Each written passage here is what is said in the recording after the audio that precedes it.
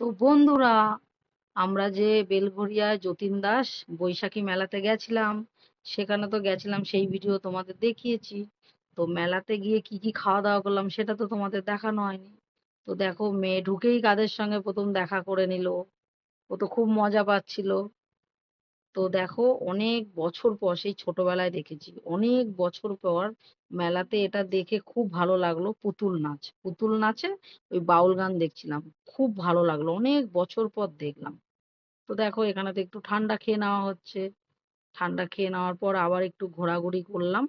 ওই টুকটাক কেনাকাটা করা হলো আমাদের। ওই জামাইবু ছিল, আমার মেয়ে ছিল, ভাগ্নে ছিল, আমার বর ছিল, সবাই মিলে আমরা একটু ঘুরলাম মেলাতে, খুব ভালোই মজা করছিলাম। তো এবার চলে আসলো ফুচকা খাওয়ার পালা।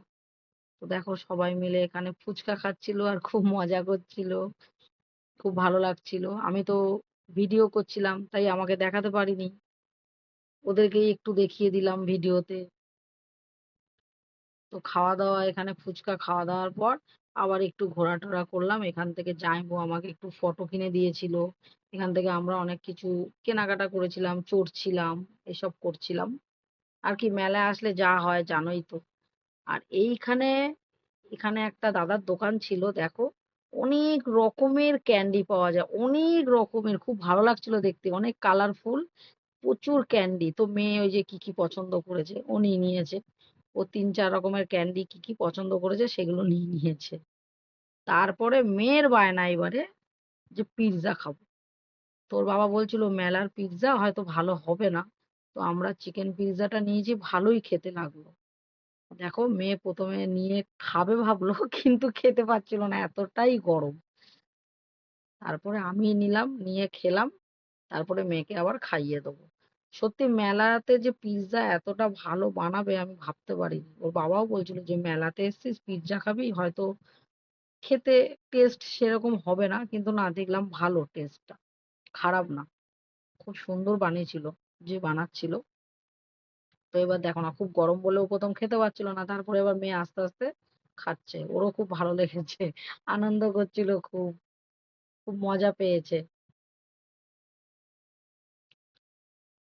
তো এইবারে ওর বাবা দেখো, পিৎজা ওর বাবা খুব একটা ভালো খায় না, খায়নি বলে, তো আমার বর মশাই এখানে তোমার ওই ফিশ ফ্রাই টাইপের একটা করেছিল, ওটা নিয়েছিল।